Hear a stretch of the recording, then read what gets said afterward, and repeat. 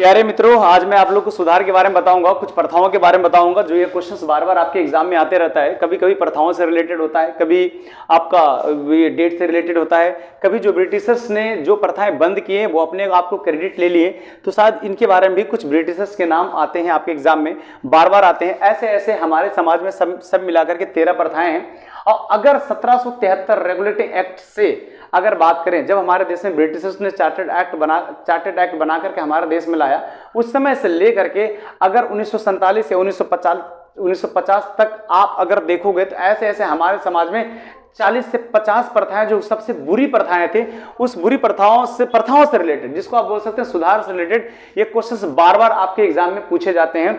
चलिए मैं एक एक करके आपको जानकारी देता हूं। और सबसे पहले शुद्धिकरण की प्रथा पर रोक। अगर सबसे पहला क्वेश्चन आपसे ये पेपर में बन सकता है कि शुद्धिकरण की प्रथा पर रोक सबसे पहले किसने लगाया था, जिसका नाम था फ्रांसिस हेस्टिंग्स ने। शुद्धिकरण प्रथाओं पर रोक सबसे पहले किसने लगाया? फ्रांसिस हेस्टिंग्स ने। कब लगाया? 1819 सेक्शन 7 के तहत। सबसे पहले शुद्धिकरण पर रोक 1819 सेक्शन 7 के तहत फ्रांसिस हेस्टिंग्स ने लगाया। और क्वेश्चन अब ये बनता है कि सर शुद्धिकरण होता क्या है? देखिए शुद्धिकरण क्या होता है ना, शुद्धिकरण मैं बताने से पहले कि 1819 से पहले हमारे देश में एक शुद्धिकरण की व्यवस्था थी। शुद्धिकरण की व्यवस्था से क्या था कि हमारे देश में जो लड़कियां लोग होती थी, जो कम उम्र की लड़कियां लोग होती थी, 10 साल की लड़कियां होती थी, 12 साल की लड़कियां होती थी, कुछ 14 साल की लड़कियां होती थी, कुछ 9 साल की जो लड़कियां होती थी, उनको शादी करवा दिया जाता था। और शादी करवाने के बाद ब्राह्मणों ने एक सिस्टम बनाया था शुद्धिकरण का, कि ब्राह्मणों ने ये शुद्धिकरण का व्यवस्था करवाया था कि शूद्र जो लोग हैं उनकी जो बेटियां होंगी वो 3 दिन तक किसी ब्राह्मण के घर में आप शारीरिक रूप से और मानसिक रूप से उनके घर में रहेगी, और वो चौथे दिन वो अपने पति के घर जाएगी। और उसी को बोलते हैं, आज भी हमारे समाज में जिसको बोलते हैं चौथारी। यह शुद्धिकरण की व्यवस्था था। ये बहुत खराब व्यवस्था था। मतलब आप सोच के कभी देखो कि शादी के 3 दिन तक वो किसी पंडित के घर में रहेगी या किसी ब्राह्मण के घर में रहेगी, और उसके अगले दिन आप हस्बैंड के पास जाइएगा। ये कितनी बुरी व्यवस्था था, ये कितनी बुरी तरह से प्रथा था। ये प्रथा ब्राह्मणों ने लगाया था। इसलिए इस प्रथा को बंद करने का जो जिम्मेदारी लिया, ये जिसका नाम था फ्रांसिस हेस्टिंग्स ने किया था। चलिए ये रहा शुद्धिकरण की व्यवस्था रहा। शुद्धिकरण मतलब आपको समझ में आ गया, ब्राह्मणों को द्वारा चलाया हुआ एक सिस्टम था जिसमें शूद्र लोगों की जो बेटियां होती थी, वो जो 9 साल की होती थी, चाहे 10 साल की होती थी, चाहे 11 साल की होती थी, चाहे 12 साल की होती थी, उन लोगों को शादी करने के बाद 3 दिन तक किसी ब्राह्मण के यहाँ रहना होता था। और ब्राह्मण के यहाँ रहना होता था, वहां फिर चौथे दिन तक बालक वो कहाँ जाते थे? वो मतलब अपने पति के घर जाते थे। ये कब बंद कर दिया गया? 1819 में बंद कर दिया। कौन सा सेक्शन? सेक्शन 7 के द्वारा इसको बंद कर दिया गया। दूसरा देखिए, सबसे ज्यादा अगर इतिहास अगर गवाह है तो सबसे ज्यादा जो शूद्र थे सबसे ज्यादा पीड़ित हुए हैं, शूद्र। आप बस एक आइडिया लगा नहीं सकते हो, अगर हमारे देश में शायद संविधान अगर नहीं होता, अगर हमारे देश में भीमराव अंबेडकर जैसे लोग नहीं होते, तो आज भी हमारा देश दास व्यवस्था होता, प्रथा व्यवस्था होता, सारा व्यवस्था आपको कंटिन्यू चल रहा होता है। संविधान है, कम से कम सब लोग इक्वल के नजर से देखना पड़ता है। पूरे भारत को इक्वलिटी लाओ भाई साहब, किसी शूद्र ब्राह्मण ये सब में सब इक्वल लाओ, सब हमारे देश की इक्वल है। ऐसा थोड़ा ना है कि जो ब्राह्मण है उसके अंदर वाला ब्लू रंग का खून दौड़ रहा है, जो शूद्र है उसके अंदर लाल रंग का खून दौड़ रहा है, ऐसा नहीं है। सबको इक्वल लाने का प्रयास करो। खैर उसके बारे में और आगे पढ़ाएंगे कभी। शूद्र को संपत्ति रखने का अधिकार 1795 से पहले नहीं था हमारे देश में। शूद्र संपत्ति नहीं रख सकता था। ये शूद्र संपत्ति नहीं रख सकता था, इसका कानून कौन बनाता था?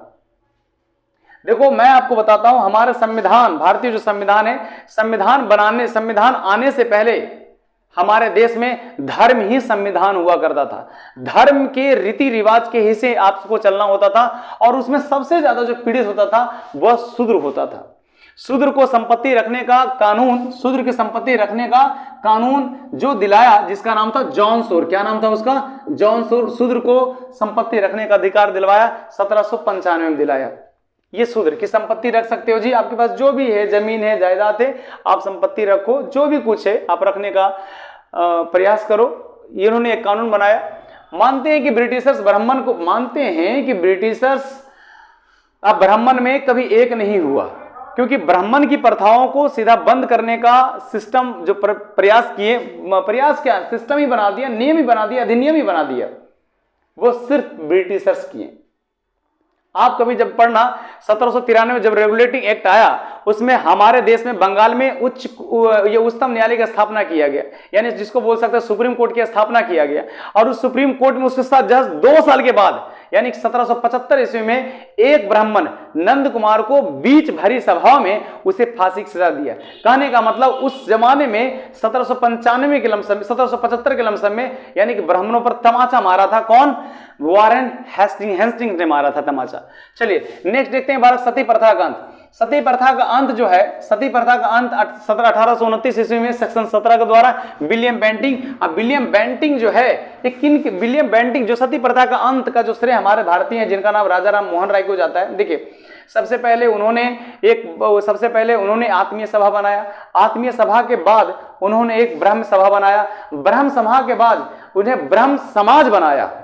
अब ब्रह्म समाज के बाद रिपोर्ट विलियम बेंटिंग के समय बालक पेश किया, विलियम बेंटिंग पेश करने के बाद सती प्रथा को बालक क्या कर दिया गया, बैन कर दिया गया। सेक्शन 17 के द्वारा उसने एक नियम और कानून लगा दिया गया कि सती प्रथा कोई भी आज के डेट में महिलाएं सती नहीं होगी। सती कहने का मतलब अगर पुरुष मर गए तो पुरुष जहां जलते हैं वहां पर महिलाओं को वहां पर बैठा दिया जाता है, उसके ऊपर बैठा दिया जाता है। बैठाने के बाद इतना तेज से नगाड़ा बजाते, इतना तेज से ढोलक बजाते हैं, इतना तेज से ढोलक बजाते हैं, वो महिलाएं अगर वहां जिंदा चिल्ला भी रही होती है तो किसी के कान में आवाज तक नहीं जाता है, उसे कहते हैं सती प्रथा। ये राजा राम मोहन राय जी के साथ क्यों हुआ, क्योंकि उनकी जो भाभी थी जब वो लंदन चले गए थे, उन्हें रोग था, वो लंदन चले गए थे, तो लंदन से जब वो वापस आए तो उनकी भाभी सती हो चुकी थी। तब उन्हें बड़ा आघात लगा, तब उन्होंने विलियम बेंटिंग को कहने पर उन्होंने सती प्रथा का अंत कर दिया।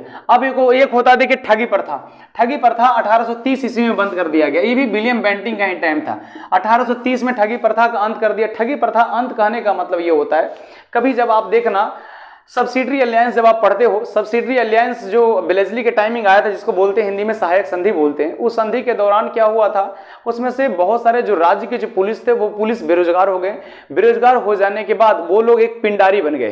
पिंडारी कहने का मतलब लूटने का, खसोटने का। अब उनके पास कोई ऑप्शन नहीं बचता तो क्या करते, वो चोरी करना शुरू किए। तो चोरी करते हुए ये उत्तर भारत में धीरे धीरे ठगी प्रथा का व्यवस्था बहुत ज्यादा बढ़ गया था, तो उस प्रथा को अंत कर दिया, ठगी प्रथा को अंत कर दिया गया। और वो 1830 में किसके समय जी, विलियम बेंटिंग के समय। विलियम बेंटिंग जितना भी सब मिलाकर के हमारे देश में 84 ब्रिटिशर्स आए, 84 ब्रिटिशर्स में एकमात्र ऐसा ब्रिटिशर था जो समाज सुधारक का करने का काम किया।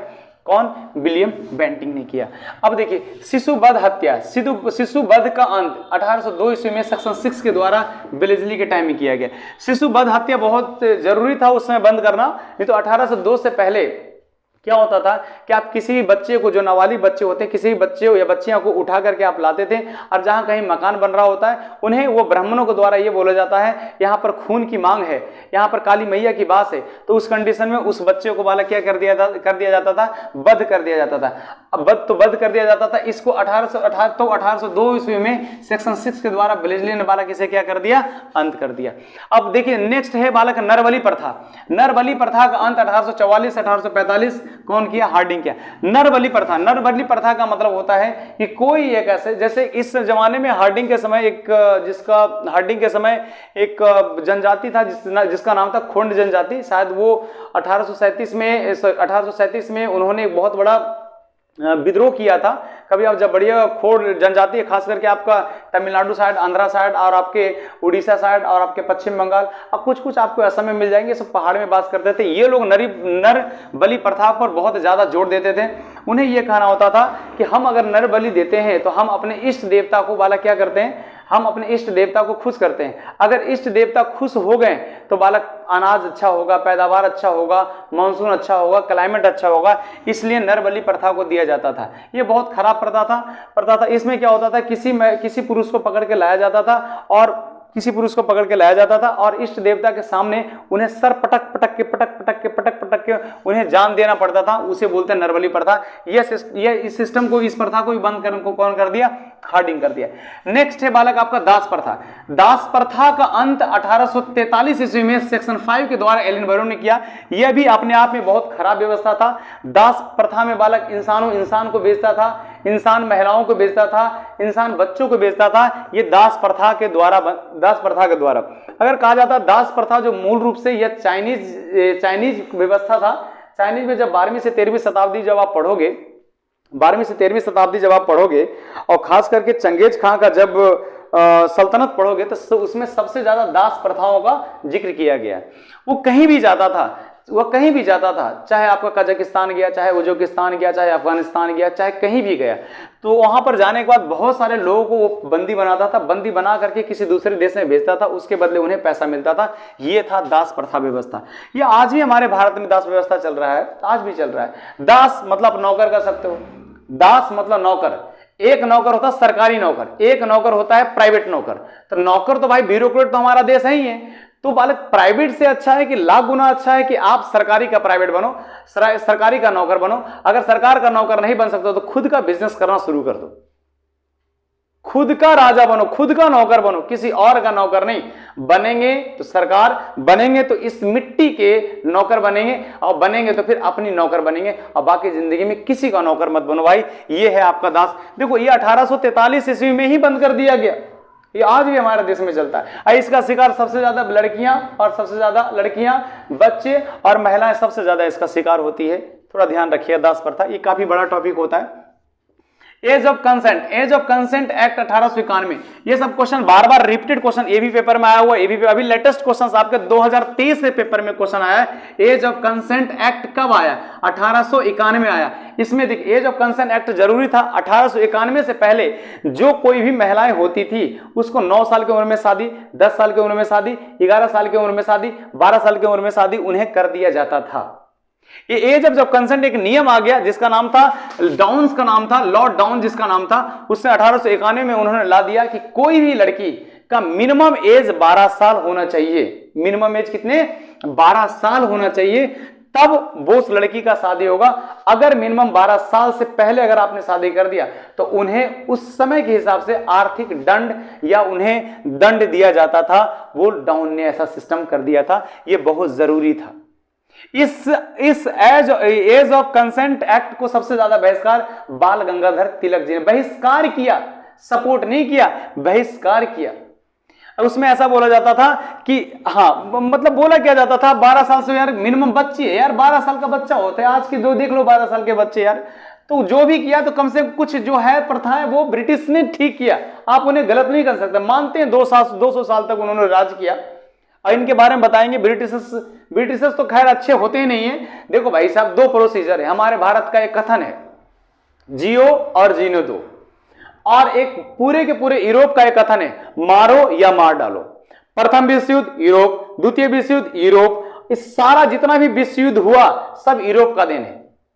तो भाई साहब, तो ब्रिटिशर्स तो कभी अच्छे होंगे नहीं। तो मैं कुछ प्रथाएं जो उन्होंने अच्छा किया, तो भाई साहब उनके बारे में तो थोड़ा सराहना तो बनता है। जो प्रथाएं जो हमारे देश में, हमारे समाज में जो प्रथा चल रहा था वो प्रथा ठीक है। अब देखिए विधवा पुनर्विवाह 1856 विधवा पुनर्विवाह लाने का जो अभी भी सिस्टम चल रहा है।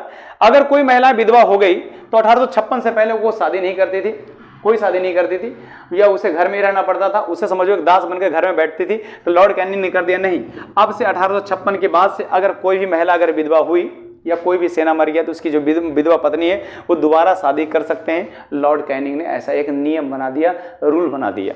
ठीक। शारदा एक्ट 1930 ईस्वी में आया, जो इरविन, इस शारदा एक्ट को इरविन लेकर आया था। ये काफी इंपॉर्टेंट क्वेश्चन आता है, बार-बार क्वेश्चन आता है। ये बीपीएससी का क्वेश्चन बार-बार रिपीटेड क्वेश्चन होता है। शारदा एक्ट 1930 ईस्वी में, जिसमें बोल दिया गया लड़की 14 साल की होगी और लड़का 18 साल का होगा, तब आप शादी कर सकते हैं। जैसे अभी क्या है कि लड़का 21 साल का होगा, लड़की 18 साल की होगी, तब आप शादी कर सकते हैं। नहीं, मेरा कहना है कि लड़का 25 साल का हो और लड़की 21 साल का हो, कम से कम लड़की अपने पैर पर खड़ा तो हो जाए, लड़का अपने पैर पर खड़ा तो हो जाए, तब आप उनका शादी ब्याह करो। ये होता शारदा एक्ट, ये भी बहुत अच्छा था कि 14 साल की लड़की हुई, कम से कम पढ़ेगी लिखेगी, जब लड़की पढ़ेगी तो पूरा घर पढ़ेगा, लड़का पढ़ेगा तो बाहर पढ़ेगा, तो थोड़ा सा ध्यान रखिएगा। आइए नेक्स्ट पॉइंट डालते हैं, देवदासी प्रथा। देवदासी प्रथा, ये प्रथा जो है, ये प्रथा एक बहुत खराब प्रथा था। इस प्रथा में क्या था कि ब्राह्मणों ने एक सिस्टम लगाया था कि कोई भी, ब्राह्मणों ने एक सिस्टम बनाया था कि कोई भी जो क्षुद्र के लड़कियां होगी, अगर लड़की हुई तो जो पहली लड़की हुई तो उसे आपको मंदिर के हवाले करना होगा। अब मंदिर के हवाले करना होगा, वहां पर जो भी ब्राह्मण होते थे उन्हें शोषण कर देते। शोषण के दौरान जो बच्चा पैदा होता था उसे लोग हरिजन कहते थे। सोच के देखो कितना खराब प्रथा था, देवदासी प्रथा कितना खराब प्रथा था। और अगर मान के चलो ज्यादा हो गया तो बालक उसी दासी को उसी मंदिर में पटक पटक के सर बालक उनको मार दिया जाता था। यह था देवदासी प्रथा था। देखो 1991 में एक सर्वे किया गया दक्षिण भारत में, जहां मद्रास था, वहां की आबादी 4 करोड़ 23 लाख था। 4 करोड़ 23 लाख था। उसमें जब सर्वे किया गया तब पता चला कि 2 लाख देवदासियां मंदिरों में आज भी पड़ी है। मतलब 1921 की घटना बता रहे हैं। 4 करोड़ में 2 लाख, तो क्या लगता है आज 2023 है तो क्या आज देवदासियां नहीं होगा? बिल्कुल होगा जी, बिल्कुल होगा। और आज भी कभी आप देखना, कुरमपला देवी मंदिर, ये काली जी का मंदिर है, कुरमपला देवी मंदिर, ये आपका केरल में है। आज भी यहाँ पर नर बलि सिस्टम का प्रोसीजर है। आज क्या होता है वहां पर, क्या होता है, पुरुष क्या होते हैं, स्नान करके आते हैं और कांटों पर अपने अलट पलट करके बालक अपना शरीर से खून निकालते हैं। कुछ लोग बालक ऐसे करते करते मर जाते हैं। यह प्रथा आज भी केरल में हर एक 5 साल में एक बार चल रहा है। यह मंदिर केरल में है, आज भी चल रहा है। दक्षिण भारत को आप ऐसा नहीं देखो, हमारा देश ना 2 भागों में बटा हुआ है, एक उत्तर भारत है, एक दक्षिण भारत है। दक्षिण भारत का कल्चर रीति रिवाज सब अलग है और उत्तर भारत का कल्चर और रीति रिवाज बिल्कुल अलग है। तो आप कभी जाना केरल तो इस मंदिर को जाकर के देखना, शायद वहां पर आपको जाने का मौका मिलेगा। एक देखो बालक, एक और क्वेश्चन बना हुआ है, 11 क्वेश्चन आपको एग्जाम में बार बार रिपीटेड क्वेश्चन आता है। एक होता धर्म परिवर्तन की सुविधा। अगर आपसे पूछा जाएगा कि ब्रिटिश काल में धर्म परिवर्तन की सुविधा सबसे पहले किसने दिया, तो बालक किसने दिया? विलियम बेंटिंग, क्योंकि विलियम बेंटिंग ने सबसे पहले समाज सुधार का काम करने का प्रयास किया। देखो धर्म परिवर्तन की